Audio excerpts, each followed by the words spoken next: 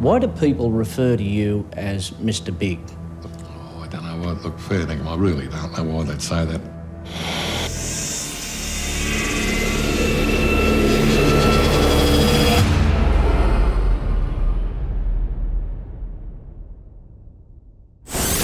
After World War II, a criminal by the name of Frederick Paddles Anderson rose to eminence with a new vision for running vice in Sydney. Anderson had looked at the structure of organised crime in the United States, essentially through the mafia, and believed that with some changes it could work here. The plan was to basically run everything. One man at the top and a number of people running each of these rackets directly below them.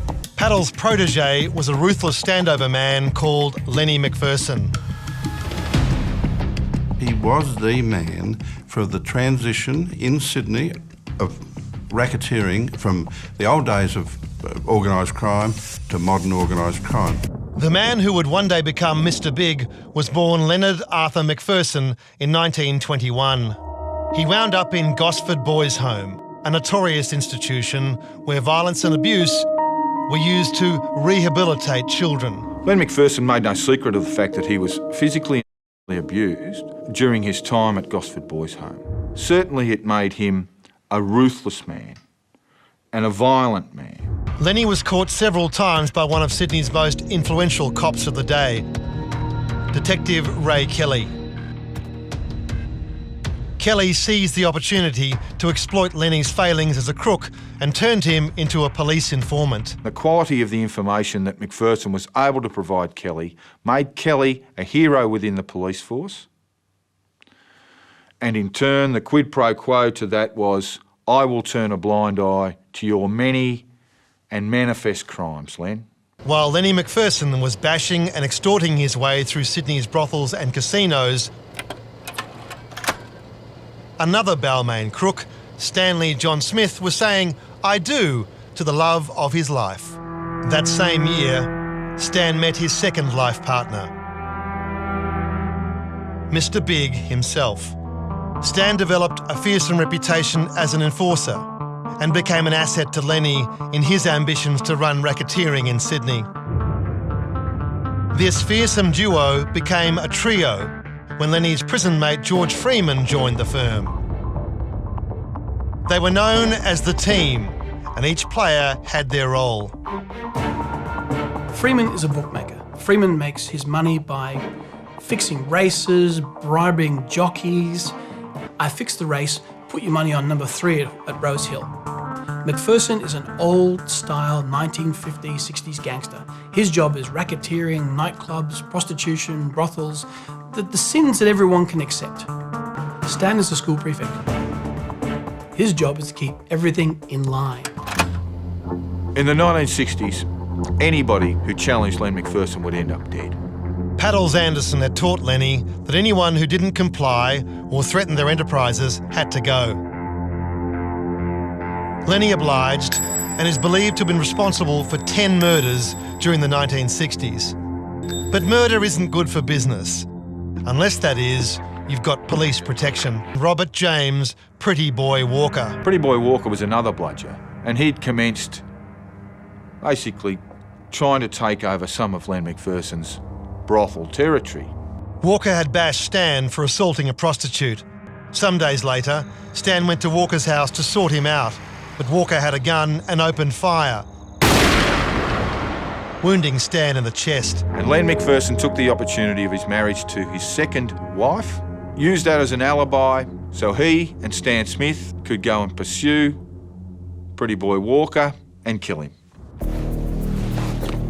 Len McPherson goes through the ceremony, gets married, says to the wife, sorry darling, I've just got to duck out for a few minutes, got a bit of business on. He and Stan Smith go to where they believe Walker was. They proceed down Allison Road, Randwick, and there's Pretty Boy Walker walking down the street. McPherson's ready for him, and he sticks a machine gun out the window and blows him away. The fact that Detective Ray Kelly was the lead investigator meant that Lennie was never in the frame. But police protection doesn't come for free.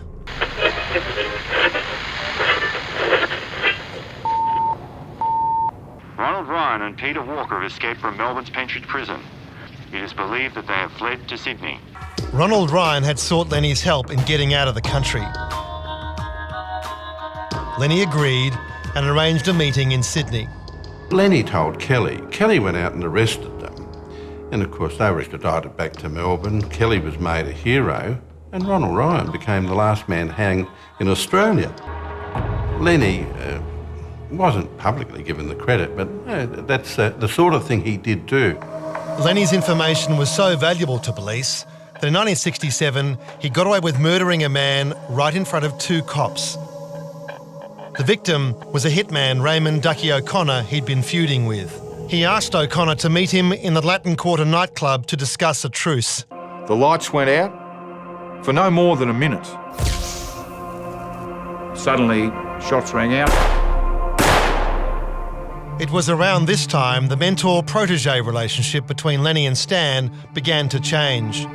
He became the biggest distributor of marijuana Australia had at the time, but with Smith having more assets than to protect, he was a major drug distributor and he needed to protect that, which led him to more and more violence as life went on, because there were always people coming in trying to get a piece of the action, so the murder toll just rose. He remained heavily involved in the drug trade, and yet he spent just 3 months behind bars in his entire life. The force field of police protection that surrounded Lennie continued to encompass Stan. Now, as the more Smith became involved in the sale and distribution of cannabis, the less he saw of McPherson and Freeman, but no one should be in any doubt. If he was ever called upon by them to assist, he went to their aid, the same as they would go to his. It was their survival. That call came in 1974. A psychopath named John Stuart Regan was wreaking havoc in the underworld.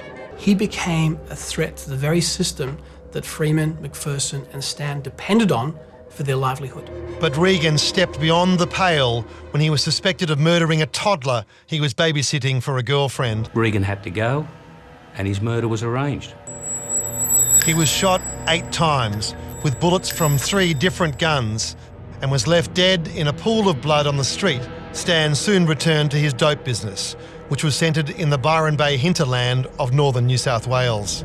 However, he returned to Sydney when George and Lennie faced problems from a hitman named Christopher Rentakill Flannery. Flannery was on the team's payroll as a bodyguard, but he'd had ideas above his station and was teaming up with another Sydney crime boss, Nettie Smith.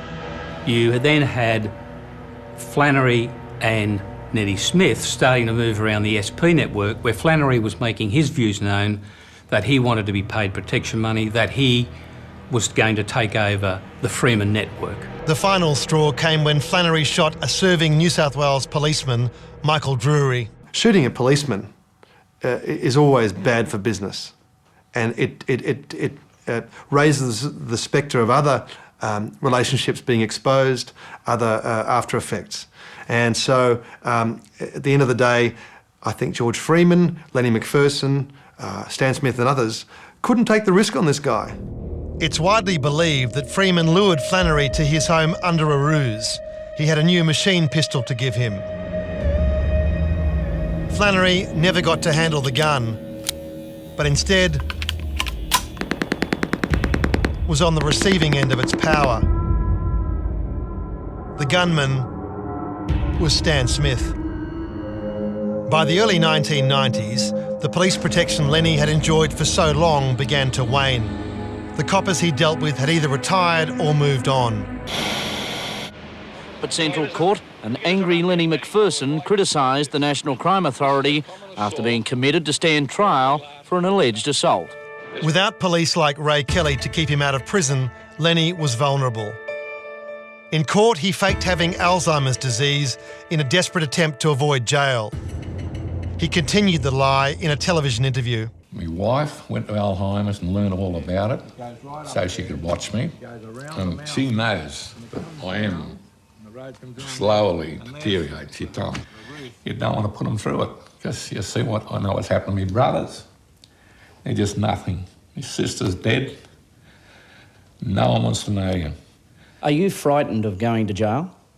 Well, not really frightened of going to jail, but I think I'll die there. I think I'll lose my memory there, and that's what I'm frightened of.